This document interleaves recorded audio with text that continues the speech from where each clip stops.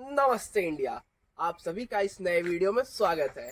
आप ये मेरे जो पीछे प्लॉट देख रहे हैं, इस प्लॉट पे आज हम लोग लगाने वाले हैं आलू की फसल आज हम लोग लगाएंगे। आइए आपको ले चलते हैं अपने प्लॉट के उस जगह पे जहाँ पे हम लोग आलू लगाने वाले हैं। आइए चलते हैं। जैसा कि आप मेरे हाथ में आलू देख पा रहे हैं, आलू की सीड्स देख पा रहे हैं। वैसे मैं आपको एक बात बताऊँ, आलू की सीड वैसे दो कलर में पाई जाती है, दो प्रजातियों में पाई जाती है, एक सफ़ेद कलर, एक लाल कलर।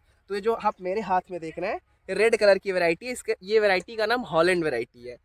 अगर मैं इसकी ड्यूरेशन की बात करूँ, इसकी अवधि की बात करूँ, तो ये 85 दिन में पूरी क्रॉप तैयार हो जाती है। इसकी लगाने की अगर मैं बताऊँ कि इसको लगाया कैसे जाता है, तो इस आलू को 4 से लेके 6 इंच की दूरी पर लगाया जाता है। अगर मैं आपको हाथ से नाप के दिखाऊँ तो नियर अबाउट एक बित्ते के हिसाब से आपको इसको आलू का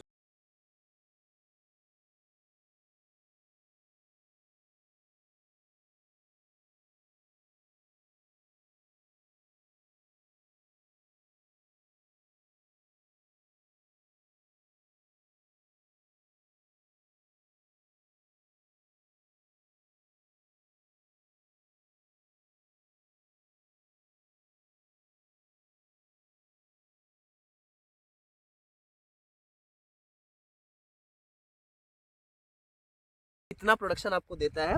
तो एक आलू एवरेज ऑन एन एवरेज आधा किलो और मैक्सिमम 1 किलो तक एक आलू से प्रोडक्शन आपको मिल जाएगी। मतलब जो एक सीड लगा रहा है, ये एक सीड आपको एवरेज में आधा किलो और मैक्सिमम में 1 किलो तक की प्रोडक्शन देगी। और इसका टाइम क्या है लगाने का? टाइम इसका ये है कि आपको इसको लगाना है अक्टूबर से लेकर नवंबर तक, आपको इसी बीच में लगा देना है।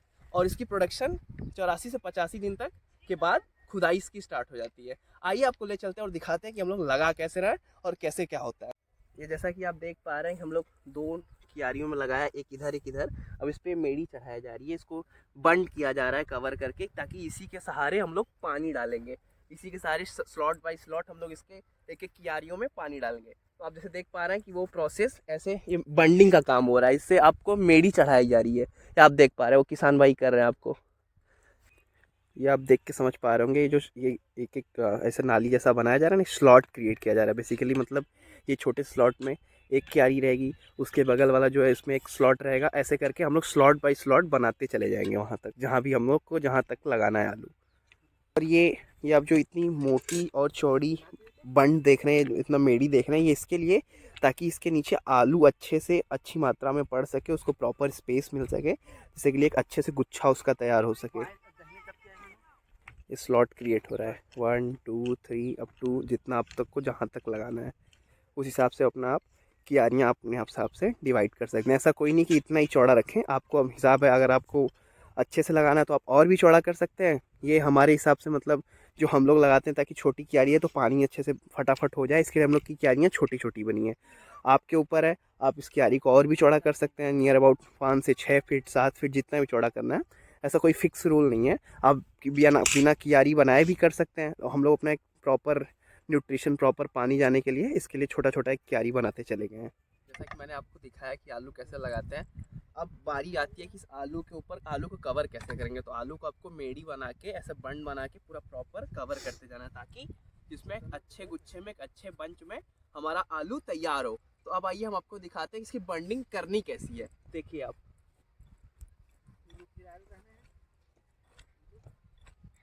आपको ये ध्यान रखना है कि आप बंडिंग किसी भी तरीके से कर सकते हैं। जैसे ये आप मेरे हाथ में जो टूल देख रहे हैं, इसको कुदाल बोलते हैं यहाँ पे, आपके यहाँ पे शायद से इसे कुछ और बोलते होंगे।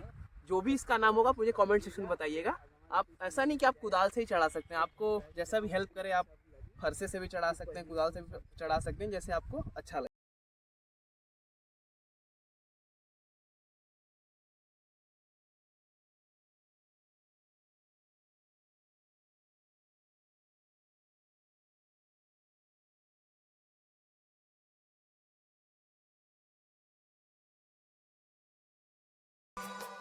अभी आप सभी ने देखा कि हम लोगों ने कैसे अपने पूरे इस प्लॉट को, एक एक हिस्से प्लॉट को हम लोगों ने कैसे स्लॉट बाय स्लॉट बना के दिखाया कि इस स्लॉट में हम लोग ऐसे बोएंगे। अब आइए आपको दिखाते हैं हम कि उस स्लॉट में कैसे हम लोग आलू लगा रहे हैं। उस स्लॉट को जो छोटी छोटी क्यारियाँ बनाया ना, जो आप देख रहे हैं, ये क्यारियों में हम लोग आलू लगा कैसे रहे हैं। तो आइए आपको हम दिखाते हैं। ये देखिए, यही है प्रोसेस, यही है प्रक्रिया इस छोटे छोटे स्लॉट में आलू लगाने की। जैसे मैं आपको दिखाऊं, ये जो गैप है ना, आप देख पा रहे हैं, ये दो क्यारियों के बीच का जो गैप है, ये गैप इसलिए बनाया गया है ताकि इसकी मिट्टी उठा के हम लोग इसका बंड बना सके। इधर की मिट्टी बना के इस मेड़ी को बनाए और इधर की मिट्टी बना के इसको बनाए। तो ठीक इसी प्रकार से हम लोग एक एक स्लॉट को ऐसे ऐसे लगा रहे हैं। आप देखिए आपको दिखाएं हम कि मेड़ी ऐसे बनाई जाती है, बंड ऐसे बनाया जाता है। इस फसल के लिए अगर हम बात करें कि कौन सी मृदा अगर इसके लिए बहुत मददगार साबित होगी तो वो होती है बलुई मिट्टी, दोमट मिट्टी, सैंडी सॉइल। होता क्या है, अगर आप बलुई और दोमट मिट्टी में आलू की फार्मिंग और आलू की खेती कर रहे हैं तो इसमें आपको निराई गुड़ाई करने के बाद जो मिट्टी लगाने का प्रोसेस होता है वो नहीं कर सकते आप, क्योंकि मिट्टी इतनी हेल्पफुल होती है कि आपको मिट्टी अलग से लगाने की आवश्यकता ही नहीं है। हाँ, जो ये मिट्टी है जिसमें हम लोग इस टाइम कर रहे हैं खेती, ये एलुवियल सॉइल है। ये जो हमारे हिसाब से ऑल ओवर द इंडिया में यही मिट्टी ज़्यादा करके पाई जाती है। तो यहाँ पे आपको करना क्या होता है कि आपको इसको पानी लगाने के बाद, इसकी निराई गुड़ाई करने के बाद इसकी बंडिंग अलग से करनी होती है। क्यों? क्योंकि इसमें जो गुच्छा होता है ना आलू का, वो जो तैयार होता है उस बंडिंग में ही होगा, उस मेड़बंदी में ही होगा। जैसा कि मैंने आपको दिखाया था, आप एक बार फिर से देखिए उस चीज़ को कि वो प्रोसेस हो कैसे रहा है। और ट्रस्ट मी गाइस, इस खेती की सबसे बड़ी यही बात होती है कि आप जितने अच्छी से इसमें बंडिंग करते हो और जितना अच्छा इरीगेशन करते हैं, आपकी फसल उतना अच्छा प्रोडक्शन देती है। हम लोगों ने जो आलू की खेती कर रहे हैं, जो आलू लगा रहे हैं, इसमें हमने किसी भी प्रकार का कोई भी केमिकल या कोई फर्टिलाइज़र नहीं डाला। हम लोगों ने सिर्फ इस खेत में अगर कुछ डाला भी है तो वो हम लोगों ने डाला है सिर्फ घर की देसी खाद, वर्मी कंपोस्ट नहीं डाला है हम लोगों ने। जो घर पे गाय भैंस के मवेशियों का रखा हुआ गोबर था, साल भर का सड़ चुका था, वही हम लोगों ने अपने खेत में डाला है। और उसके अलावा अभी तक कुछ नहीं।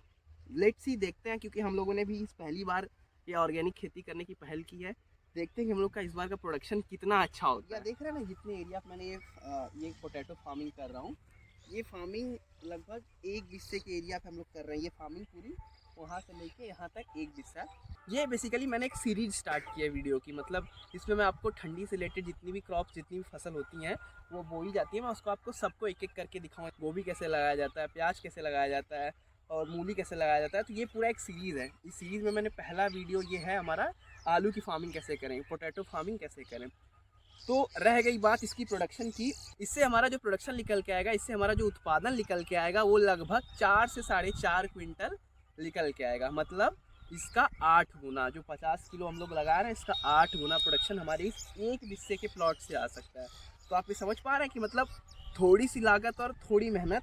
अगर मैं आपको बात करूँ तो ये बीज मैंने कैसे लेके आया, ये जो मैंने हॉलैंड की सीड्स लाया ना, ये मैंने किस रेट पे, किस प्राइस पे लेके आया, तो मैं अगर आपको बताऊँ तो ये 1900 रुपये पर 100 kg था।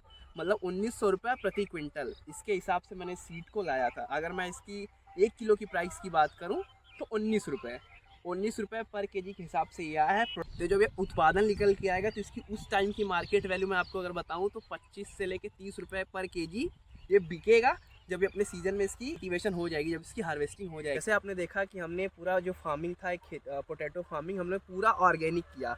इसमें किसी भी प्रकार की कोई खाद नहीं डाली। हाँ, खाद डाली है तो सिर्फ कौन सी, वो खाद जो हम अपने घर में, खेत में, जो अपने घर के मवेशियों का सड़ा गला गोबर होता है, वही हमारे खेत में डाला गया। उसके बाद हमने सीधा डायरेक्ट आलू लगाया। इस वीडियो में इतना ही। मैं उम्मीद करता हूँ कि आपको आलू की खेती करने की विधि पसंद आई होगी। मैं आशा करता हूँ आप सभी भी आलू की खेती कर चुके होंगे। जो नहीं किए होंगे तो इसको देख के आप अच्छे से करिएगा। तब तक के लिए थिंक ऑर्गेनिक, बी ऑर्गेनिक। जय जवान, जय किसान, धन्यवाद।